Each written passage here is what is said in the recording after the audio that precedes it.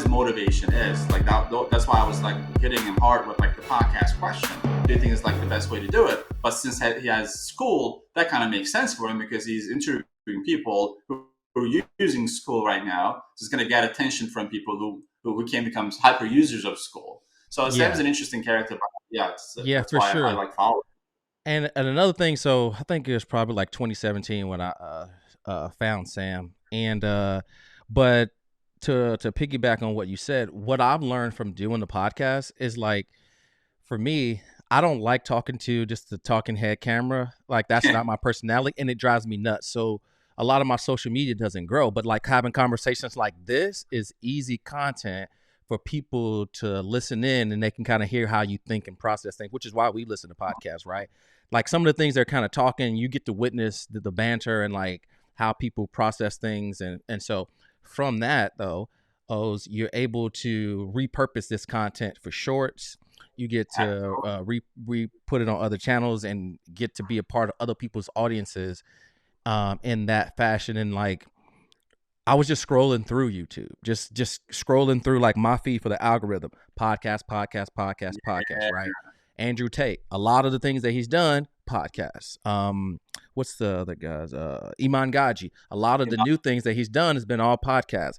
Everything. Alex Ramosi, it's either a presentation in person at an event or it's a podcast. So being able to use this content and not be forced, because this is natural, right? We can just have a conversation as opposed to talking about three topics and just trying to like, seem smarter than we are. Well, we can just talk about like, man, what have you done, right? And we can just kind of hop right in, like, and talking about you.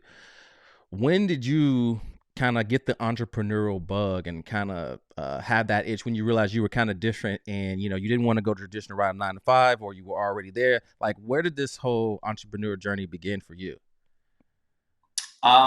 First, without me noticing, it apparently began when I was 7 years old. So Wow. I was trying to help people. I grew up in Turkey. I come from an immigrant family. So we had these open flea markets. There were like no real supermarkets, right? People sell stuff, whatever they buy from the wholesaler or they grow in their backyard and they sell it. And I noticed that it's just blistering hot outside. It must have been like 90 degrees or so, and there's really no public water system. These people are like super thirsty. So I said, and my house is like next to this open market. So I told my mom, what if I grab a pitcher and glass and bring water back to these people because they're working under the sun all day long. So I empathize with them for whatever reason. I bring the pitcher and the glass and I start offering water, and people started giving me money. I'm like, oh, that's interesting. I was just trying. I never thought of that as like an entrepreneurial thing. Mm, To help him out. And since I noticed they're paying me, it did something within me, right? So it kind of awakened that feeling of entrepreneurship. Where it came from, I have no clue. But then I did like probably a half a dozen trips back to home, bringing more water and selling it that day. And it kind of stayed there. I didn't really do anything. It didn't turn into like this water serving business next 2 years or anything like that. But as I was growing up, then I reached age 7. My father left us. He left Turkey, came to the United States because he got fired from his job, and we had been going through some financial hardship. And he finally said, "You know what? It's not going to work out in this country. I got to leave and build a bit better future for my kids." And it was supposed to be like this 2-month journey where he mm, goes out there and comes to the United States, make some money, and comes back and helps us out. That separated us for like 10 years. Like I've wow. only seen it twice. Yeah. So then when I was growing up, I started putting two and two together. I understood the hard way how important to do well financially speaking, right? Because Mm-hmm. in my child mind, my thinking was that if you don't have money, your father leaves you, which is not what Ah. happened. But that But was that was a my story you told yourself, but that's what you story. interpreted it as. Okay. Yeah, exactly. So, all right, we were poor and we didn't have money, and the father had to go do some fatherly thing and left us, and we couldn't be. When we finally reunited, that was in the United States. So we finally managed to come to the United States, and I was almost 18 years old. So my entire childhood was spent without a father figure present, and the main reason on the back of my mind is that, well, you got to have money. If you don't have money, Right. life kind of sucks, and you can't be the child you wanted. And I came here, didn't speak a word of English, went to high school, went to college, and unlike a lot of the other entrepreneurs, I didn't drop out. I did 2 degrees. I studied biology and chemistry, Okay. and but I had no idea what I was doing or why I was doing it. I was just following the bandwagon of all the other people who told me that it's good to go to college and finish it. I finished it only to notice that I didn't have any like marketable skill sets that would make me money. But I went back to flea markets and start selling stuff. So that was the moment, to answer your question. I noticed that, oh, I did that in the past, and I have affinity towards that, and I didn't know what to do with myself. And of course, my family was not happy that I was a college graduate. I was pre med, but I was selling stuff on the flea market. Yeah. But that was my thing that gave me the energy, the motivation. I kept doing it. But yeah, so that was the journey from age 7 to like age 20, or early, yeah, close to 2019 to 20, where I noticed that I got a thing for being an entrepreneur and making money. Wow. So it's funny, like as you're saying that, like I've done a couple of these, and I wasn't able to kind of pinpoint when I got the bug myself. But once you Wow. said 7, it made me go back a little bit further. And I wasn't as young as you, but I can remember my mom was a LPN, and so she's a single mom, and so I would go over to my aunt Sandra's house, and she had 2 sons that were like 1 year and 2 year older than me. And on Saturdays, in Chicago, in the fall, leaves would fall down. So we would all take rakes and we would go knock on the neighbors' doors to rake grass on Saturdays for $5. And so that was one of our little entrepreneur journeys. But then back then in the mid '80s, early '90s, we also would go to the grocery store and we would just Hmm. stand outside there and we would carry people's groceries to their car for $1, $2 for tips. And so we Yeah. did that to have money for candy and these things. And then we kind of tried like back then it was legal. You could like have like a little candy store at your house and these things, or I would take it to school and try to sell it. So back then that was kind of that's when I got the entrepreneurial bug, or was just trying to kind of make money. And Yeah. then it's interesting that you said that, like, that's the story that you tell yourself about your dad leaving, is that he needed to go make money. How does that play out as you being a father of 2 now? Is that still something that kind of plays, that you want to make sure that your family isn't broken up from like finances, or what? Like, how does that drive you right now as an adult?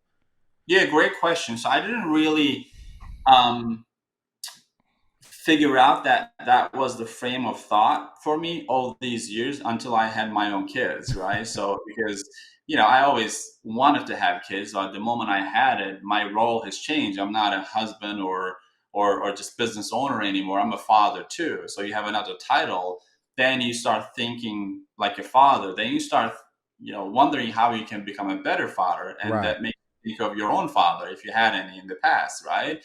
And then that took me down to a journey on, all right, so what happened in my life? What do I think about my father? First of all, do we have Mm-hmm. any unresolved conflicts? Right. Did he do the best he can at that point with the information that he had? Because I think it's a lot easy to judge people when you look at past data, and that's what Yeah. I've been doing, right? I'm like, oh yeah, he should have stayed, he should have taken care of us, he should have done this. Why did he have to go for 10 years? It could have come back after 2 years or so. You go through that back and forth, I guess, emotional roller coaster, and you come to the conclusion that he didn't mean evil, right? So he was actually trying to be a better father, and his definition of that being a better father or a good father was that I need to take care of this kids, and I just don't know Yes. how to do it. There's Right. going to be a better opportunity in the United States, right? So once I came to peace with that, which took me a few years, honestly, because Yeah, I for was sure. quite upset about that decision, right? So we were separated, and I had a younger sister. Um, I don't want to say I forgave him, but I understood him. I understood what he was Yes. coming from. Because as a father, like my first son, he was colicky. He would just keep crying for no reason at all. At times, you feel like you're totally helpless. You want Yeah. to be a good father, you just don't know what to do, and you Yes. you just keep taking him back to the doctor. And that one of those moments, while I'm carrying my son and he's still crying, it dawned on me that my father must have felt like that when he got fired and he can't feed his family and he's feeling totally helpless, and he can go get another job, but he can kind of foresee that it's going to end up being the same thing pretty much, because you're in a little town and everyone knows each other, and Yes. the 10, 20 people that you know around you have been doing the same thing for 20, 30 years, and they haven't changed. The income hasn't changed. Everyone is low income, right? So it's like the hood of Yeah, the so place. everybody's feeling that same thing. They're just not talking about it. They're just not expressing it, but everybody has that same pain on the inside. Yeah, that's very interesting. Like where did I hear this? Because this is so fun. Oh yes, Kevin Hart and Jay-Z did a podcast, and he talked about as he grew up to be a man, he finally had forgiven his father, and he was like, they were living in the projects, and there was the circumstances where there wasn't a lot of money around the house. His dad was got laid off from his job, and so he didn't have a choice but to go out and to be a street pharmacist. And he said what happened is that his mother and his father wanted the same thing. They just were communicating differently, right? Yeah, And so for him, he thought that he needed to do that to provide for his family. But what he said was, the thing that was the most interesting was, he said that when he would come back home with money to provide, like it still wasn't good enough. His mom was upset because she was left at home to deal with the kids, and so she was struggling and fighting for the household to keep it together. And so that's how they were just not, they wasn't having the same communication. So it's just very interesting to hear you say this, because at the end of the day, right, like we want to provide the best for our kids, and we have been through things, and so we want to have, we know the power of having, a team, a home, a family, having just one team with consistency, good education, and all of the resources and the means, right? So that the kids can have a great upbringing. Because, like, as adults, we're still kind of dealing with some of those things from our childhood, whether we're trying to relive things or to, dispel ideas and thoughts of ourselves. So, yeah, that's very interesting, man. So let's kind of take a step back. What's been the evolution of your entrepreneurial journey? Like, when did it officially start? Where you finished, um, finished college, right? You got a chemistry and a biology degree, and yeah. then where did it go from there? So I wanted to, as and I guess most logical people would do, I wanted to put my degrees to use because I graduated and I owe like $40,000 in student loans, and I'm not motivated about, I have an analytical brain obviously, so I successfully graduated, and I could have gone to medical school, but there was this desire for me to make a lot of money because we were still not financially doing great, right? So we Right. paid the price and we're separated. So I wanted to get into pharmaceutical sales. I said, all right, this is a great fit. I like selling. I like doing my own thing, but at the same time, I have the degrees in the life sciences and also chemistry. I Mm-hmm. tried that. No one wanted to hire me because I didn't have any prior experience in the pharmaceutical sales, and they were not really. I couldn't really find an entry level job. Then someone who's my close friend right now used to be a manager at this financial services company. They were selling those credit card machines back in the day, the bricks they used to swipe your card through. Oh wow! Oh, like Yeah, going to other businesses, and offering them credit card processing. exactly. Yeah, credit card Ah. services. So he hired me. I'm like, dude, I don't know anything about what you're doing. He's like, no problem. This is 100% commission. Of course, they were not going to offer me a salary. I had no idea. So I was on the streets hustling, honestly, just talking to businesses, cold calling, telemarketing, no formal sales training. They didn't really have like a company training. They gave you a pamphlet and they would tell you, go get him, Tiger, figure it out. So that's what I did for 2.5 years and built a portfolio of clients who are using our services and swiping through our machines. But besides this job, what it taught me is that I used to see a lot of business bank statements since we're analyzing it, like credit card Mm. statements, right? That taught me a lot because for the first time, I was seeing how businesses are making money because I didn't have any business exposure before. I was kind of doing my own thing. I would walk in these restaurants and sometimes I would see someone making $100,000 a month selling food, right? I would Wow. walk into a butcher store and I see them, they're processing 50K and there's plus like cash on top of that. This is just credit card processing. They accept cash too. That was mind-boggling numbers. And me, if I were to make 5K a month, I'd be happy. That would be Yeah.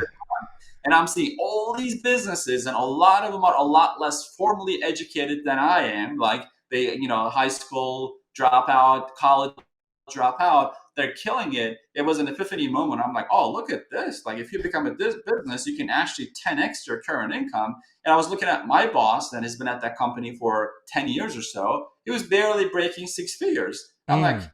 this is stupid. Like Yes. and he was way better than I was. So he's someone that I was looking up to. This guy's barely making six figures. I'm looking at this business, and a business owner, and they have very little communication skills. They don't understand sales. They don't understand marketing, and they're making 30, 40, 50K per month. So that was, I guess, the awakening of that entrepreneurial spirit that I say, you know what, my exit out of poverty is owning my own business. I got to Mm. figure that out. I have Yeah. no idea what I will do, but But I I need need to to do with these guys that I'm walking into their business doing. I need to be them. yeah. Yeah, for sure. And it's so funny that you said that. Man, this is such a good conversation because I can remember thinking the same thing myself, where it's like, okay, the mentor that I have right now is for this season, but as a byproduct of doing the entrepreneur journey, I'm learning other things. I'm Mm, being awakening to thinking about these opportunities um, uh, even bigger, but I'm also having exposure to the business world of like, wait a minute. So you mean to tell me that this business, for whatever it does, is making this amount of money and I'm trying to offer them this, right? And then you talk to multiple businesses and you're like, okay, well, what exactly did that person do to have that business and what are they doing to have that success? And you realize, okay, if I keep doing this over here, my ceiling is probably what my mentor has, but that isn't my goal. So then right. I need to switch the game that I'm playing. Absolutely. You traced it back to the source. Like what Mm, makes this person more successful? Because on the surface, I thought I was the guy. Like I'm the salesperson, hot shot, and can close people and make money. And this person, they're making a lot more. Almost all of them had their own homes, and I was living in my parents' basement, and I'm newly married, right? I'm yeah. like, something is off here. Like what I'm doing right now is not the way to go. And it's Mm-hmm. not if I stay here. So yeah, so you're 100% right. So when you follow the scientific process, you look at the end result. You want to trace it back to what happened. Well, what happened was they found a problem. They created a business to solve that problem. Let's Mm-hmm. say they're selling meat. Well, there was not enough butcher in the vicinity in that neighborhood, right? So they find the right location, started offering those services. Same thing with the restaurant. So over time, I started getting coaching. So since I didn't know what I needed to do, and I wasn't in a position to get it from my environment, because when I look at my friends and family, they were. I think Tony Robbins says that your income is the average of the five people that you hang Right. out with. That was Yes. exactly what was going on, right? We're having the similar conversations. We're buying from the similar places. We're living in the similar neighborhoods because we have the same mindset. So I needed to go above that. Needed the Then I up learned level. Yeah. because and I didn't have any local mentors. So I went to my first Tony Robbins event because his stuff is readily available on the entire internet, right? You Yeah. see, Great marketing, right? The power of marketing. yeah. So I went to his event, and that's the moment that made me believe that yeah, those people have done it, but I can do that too. So that Mm-hmm. changed. I knew that I wanted to be an entrepreneur, but you have everyone has those self-doubting, self-limiting questions, right? Yeah, I know he can do it, but look at me, man. Like I'm an immigrant who came from another country. Like I can't do that. You keep saying it to yourself, but a part of you, for whatever reason, that burning feeling tells you, no, man, you're created to do better things. Like why not go after them? When you ask yourself enough of those questions, I strongly believe that when you're feeling uncomfortable and you're in pain, it's important to stay in that mode for a while. That's how you find Mm. answers, right? Especially in this day and age, when we're feeling uncomfortable, we immediately tend to grab our phone and check out social media, try to like alleviate that discomfort, so we can just do something that's fun right now, right? But Yeah. when you decide to stay in that mode of being lonely and sometimes feeling helpless, but you know that you need to do something better, that pain propels you to do something that you never done before, which is going to feel uncomfortable, Yeah, which is 100%. And I agree 100%. with that. Yeah, I agree with that 100%. And it's funny because like the perception seems that like, oh, O's got this huge business. Maybe he doesn't have anxiety or frustration, or maybe he doesn't have self-doubt. And I was listening to a talk with Layla Hamosi, and she says like she walks around with the anxiety with her. She just that just doesn't dictate her actions, right? And it made me think about that in a deeper way, which is like, I know at the beginning of every game, Michael Jordan and Kobe Bryant, right? They still have the butterflies before every single game. Before Yeah. the national anthem plays, guess what? Everybody gets chilled at the end for the home of the brave. The only difference is after that, they go out and execute, right? They go and Mm-hmm. play the game because they practiced and worked hard for it. And then at the end of the game, everybody's tired, right? The game is on the line. They drop one play and they give the ball to Kobe. Yes, he's still nervous, but guess what? He still takes the shot anyway. And that's the difference, is like you have to act in spite of your emotions. Yeah, there you nailed it, man. There will never be a perfect moment, right? So a lot of people, I think, wait for that. Oh, there's, especially nowadays, there's a lot of talk. If you watch any media outlet, they're talking about recession, right? And I see a lot of people are being a little more reserved. They're like, yeah, let's wait and see what happens. Or wait and see is not a strategy. It's yeah, it's definitely That's not a a strategy, fear. That's right? yeah, that's a fear-based inactive thing that's only going to put you in a worse position. Absolutely. You will never be able to push yourself to your limit because there will always be something going on. If you look at the other parts of the world, people are going through freaking wars, man. Yeah. Yeah, complaining about recession. There are companies who are under siege and they go through war and they don't know what tomorrow is going to look like. They still have to wake up and do their best, right? So if you're looking for a reason not to do anything, you'll find a ton of them, and you can spend your entire life doing it. That's why I highly suggest that just do your thing, find out what your why is and how you're going to change the situation. Make sure it makes you feel uncomfortable, because if it is making you feel like you can just get it done, you might be being a little complacent, right? You're Mm-hmm. not giving yourself enough. It should feel different, because that's you're going to do things. If you want to get to places you never gotten to, you got to do things that you've never done before, right? So Yes. that's going to feel a little weird, and that's okay. Welcome that feeling. Get used to it. Yeah, for sure. So looking back now, right? Because got the credit card business, you had this epiphany that like, okay, I'm playing the wrong game, so I Uh-huh. need to do something. So what happened after that? So I didn't know what I wanted to do for a while. That's why I went through like series of coachings from different mentors and understand. I wanted to understand what's happening. While that's happening, I'm climbing the corporate ladder, and I jumped through another company, another company. Now my annual salary is about 220,000. I'm doing pretty well in U.S. standards, right? So for Mm-hmm. my age group, I'm doing well. But something has been bothering me, and at that time, one of the senior people that I looked up in that organization, he gets fired, and they just give him a crappy reason. But I know that the main reason is his age. He's approaching like 50, 55 years old, and they notice he's making too much money. They Mm-hmm. wanted to hire a bunch of young people. I'm like, oh, the writing is on the wall. Like, yeah, I'm making money. I'm growing complacent here. I know I want to do something. But look at what's expecting me 10 years from now as I get older. So in their mind, I'm going to be useless, and they can hire someone who can do the same job for probably one third of the price, right? And at Right. that point, I'm understanding the lending industry. So I'm doing business loan brokerage, funding loans, and I'm talking to lenders. I'm noticing, like, I met the CA's, I'm sorry, his CEO from a lending institution. We became friends. He told me his income from the prior year was $1.5 million as a Wow. whole.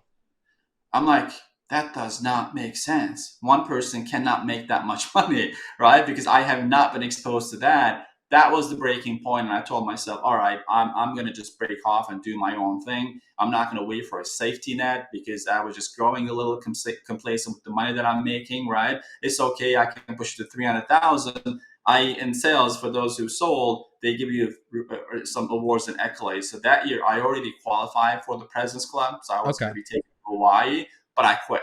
And my manager, it didn't make sense to him. Well, dude, what's wrong with you, man? Like, you're the top salesperson in this company, and you're quitting and starting your own business when you don't even have anything going. I'm like, no, I got some stuff that I plan on the side. Mm-hmm. So that was the moment I told myself, just time out. Like, if I just let this go, another 10 years will pass by. I'll be in my 40s, and I will still have these dreams of becoming an entrepreneur. I got to kind of cut the umbilical cord and just do this and bite the bullet. And that was the moment that made me that push.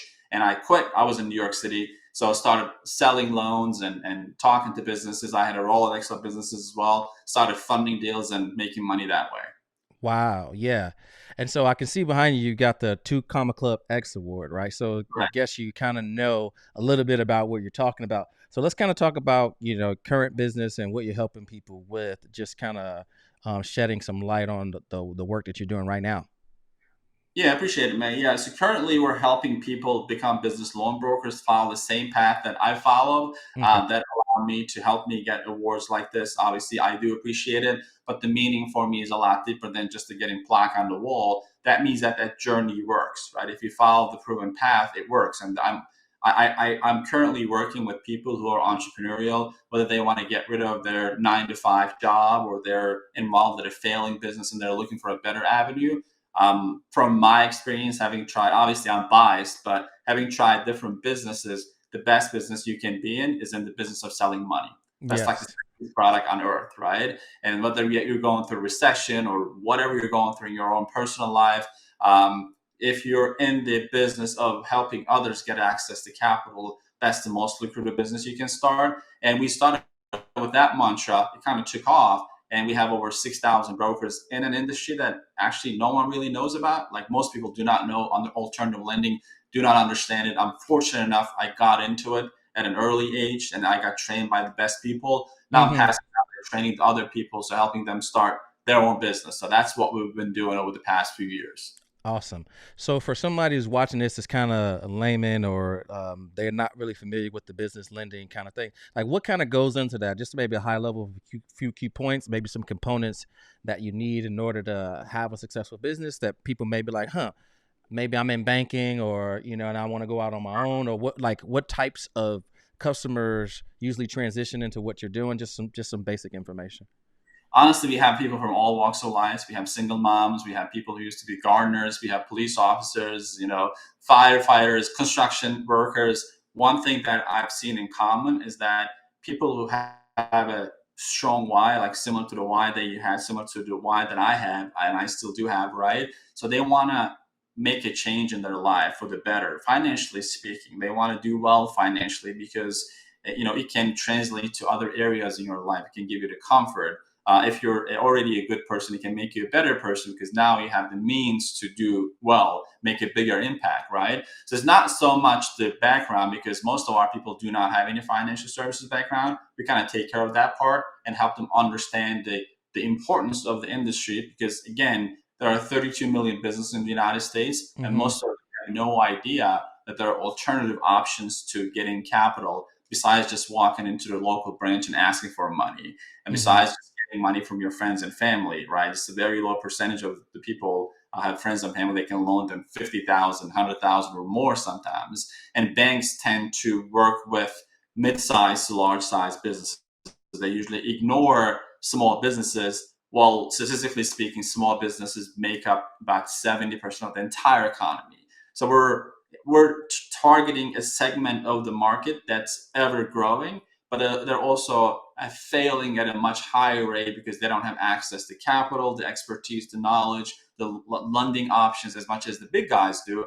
We're covering that gap, and this industry is growing over 100 to 150% every single year. So the people who are attracted to it, they when they see the opportunity, they understand it, right? So that's what I tell everyone who checks us out. Listen, if you go through the training that we show you, the free training, and if you don't have butterflies in your stomach, like you don't see the opportunity, you should just go back to what you're doing or try something else, which is okay, right? So it doesn't excite you. You're not going to build something if it doesn't excite you. And other people go, oh my God, how do I not know this? I want to look into this either through us or they try to do it on their own. Either way is fine. But what I tell people is, listen, I'm not asking you to join us. Just know that this industry exists. That's going to open up doors for you, whether you start your own clothing brand and you need funding. Then you know that, oh, there's alternative funding options that I can go talk to, or you become a business loan broker. But just know that this massive industry that's like a well kept secret exists so you can help your family, but you can also help others. You can help yourself too. That it's good to know the existence of funding options because it can come handy in any situation. Yeah, for sure. And it's so interesting that you say that information, but I always pick up on the subtle things when you talk about the butterflies. And I Mhm. know when I'm talking, because my niche is life insurance agent, so I help them to grow and scale their business online and Yeah. go from 30 to 100K per month. And when I'm talking to some of them, they have had success, but they're on the call and they have fear. And I'm always saying, those butterflies, don't let those butterflies stop you from taking action. It's actually a good thing. For example, did you have butterflies when you were about to have your first kid? Right? Did you have butterflies when you were about to propose to your wife? Right? You knew she's probably going to say yes, but you still had butterflies. That didn't stop you from taking action. So this is nothing different. The butterflies are always going to be there, but the Right. people that have success take action in spite of the butterflies. In fact, the butterflies should let you know that you're probably going in the right direction. Big time, dude. If you don't have butterflies, like you got nothing going on. Like it's indifferent for you, right? If you have it, that means you're on the verge of doing something, making a change. That's why that's your body's reaction to you. Hey, dude, you're about to do something very different that you don't usually do. I'm Mm-hmm. just warning you for that, right? So Yeah. you got to look for those signs in your body. If you're beat up and you're tired for working for somebody else, or what you're doing currently doesn't excite you anymore, it doesn't make you nervous, it doesn't help you grow, you got to kind of sit back and think about what the next 5, 10, 15 years will look like. Are you okay with that picture in your mind when you look at yourself from a 15-year-old, I'm sorry, 15-year perspective? When you look down on yourself, are you seeing a happy person overall, right? Right. Isn't that why we do what we do? At the end, we want to be driven and satisfied. And if you're not currently satisfied, doing the same thing over and over again for the next 5, 10 years, will that make you more satisfied? It's time to, I think the most important talk that people need to have is a talk with themselves. Like Mm-hmm. have that, sit down and have a meeting with yourself and ask yourself tough questions. Yeah, 100%. And again, it really starts with that looking yourself in the mirror and like, if you're happy where you are, right? There's nothing wrong with that. But No. if you have an entrepreneurial bug where sometimes complacency isn't, a thing that makes you happy or settles you, right? And you have this desires like, I want more, I want to do more. I don't want to continue to do what I'm doing.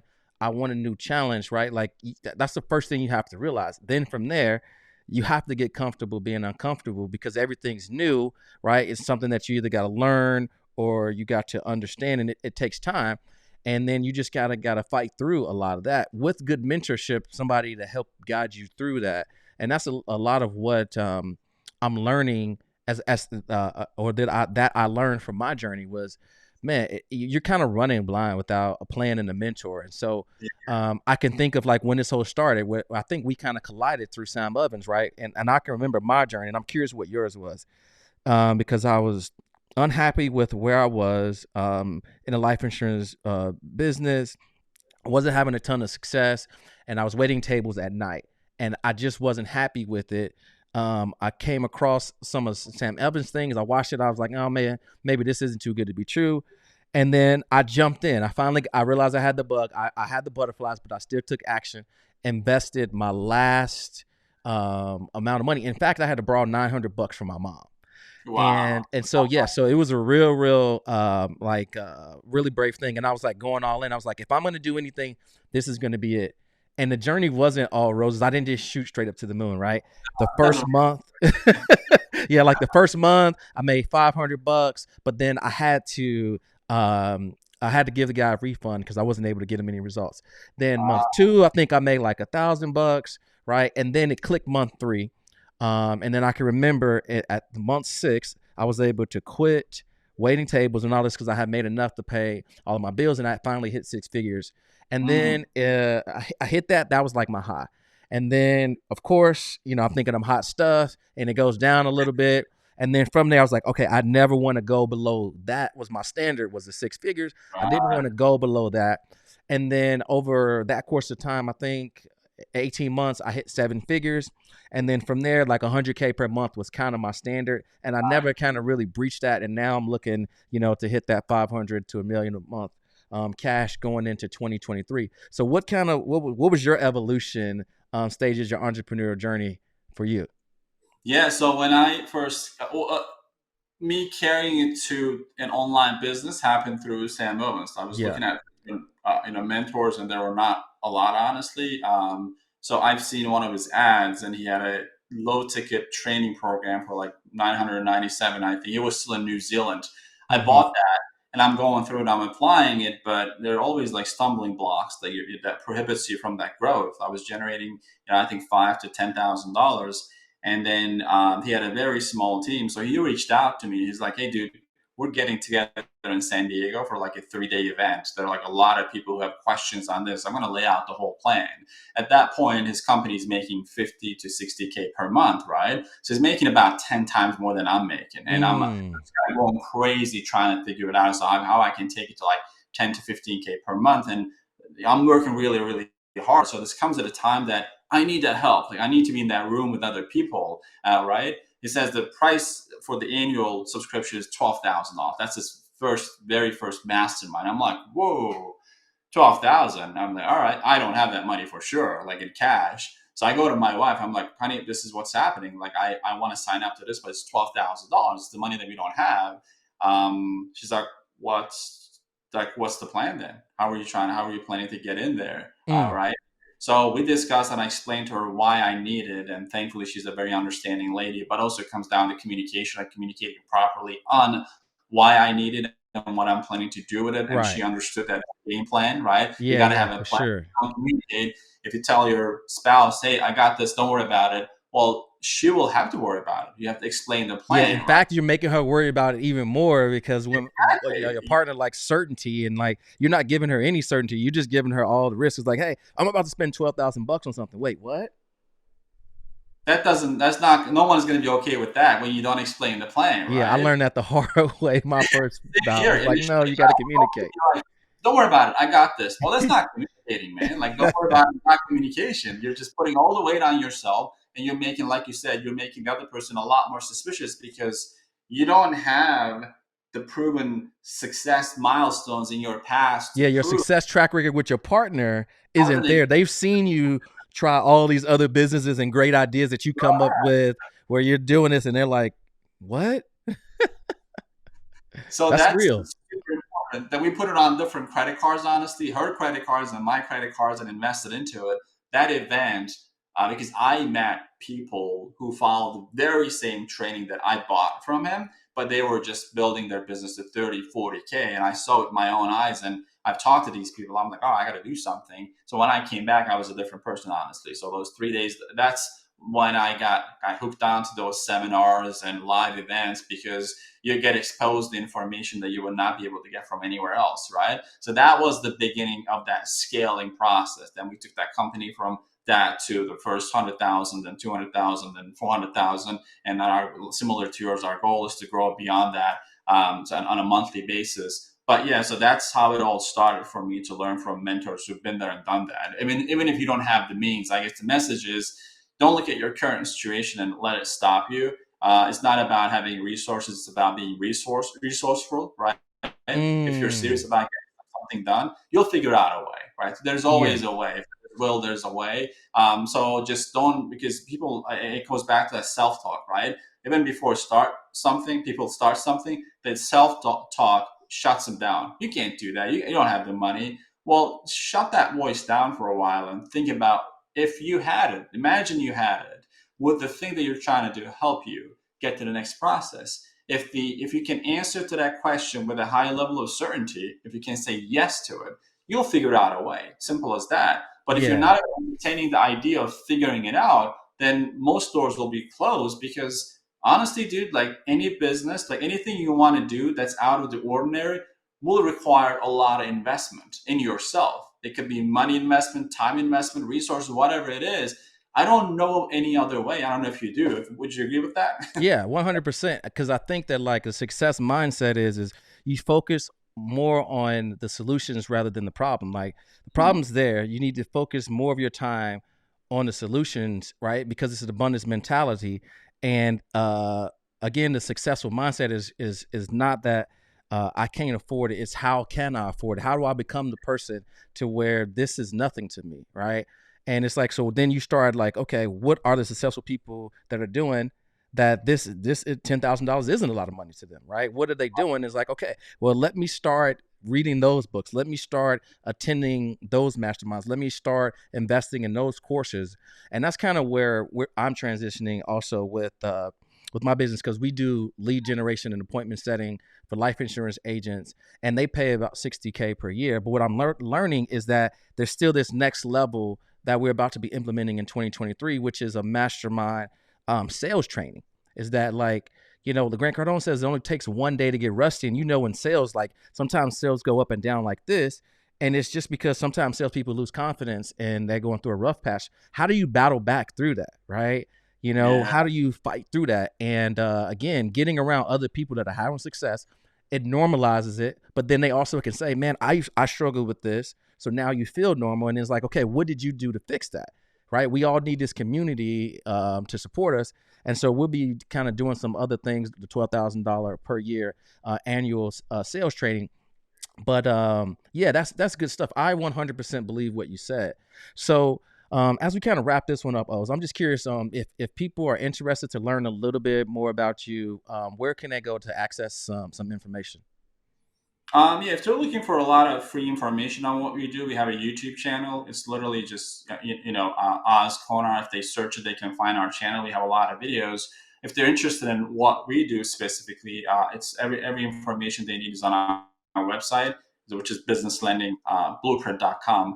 So Businesslendingblueprint.com. .com. Okay. Yes.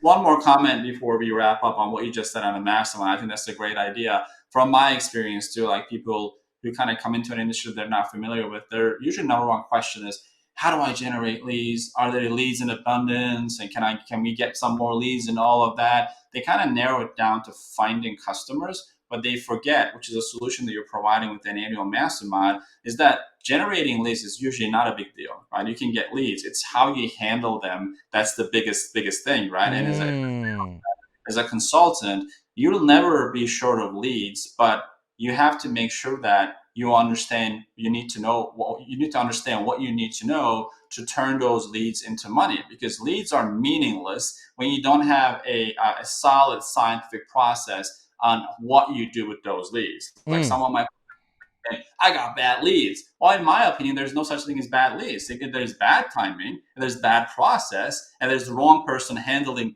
those leads, right? Yes, So 100%. I think the blame is on the leads. Oh, leads are bad. Leads don't have any obligation to be good, but you as an entrepreneur have an obligation to be really good. Someone who might not be ready right now, they can follow you 6 months from now, they'll come back. But do you have, and I think that's a much needed thing that you're putting together. So that's awesome. Kudos to you. Yeah, man. Thanks. And so, yeah, man. I'm thankful for you hopping on. This has been great, man.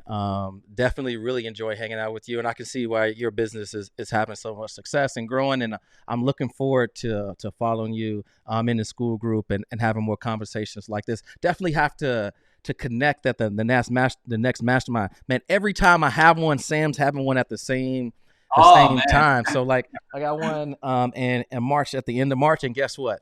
Sam's is the same time. So that's why we haven't been able to meet, but we'll have to get together and have dinner and everything the next time he has an event, man. But it's definitely been great to connect with you, man. I appreciate your time. It's been my pleasure. It was great chatting with you. Hopefully, we were able to talk about things that can provide value to your audience. But yeah, definitely looking forward to meeting you in person too.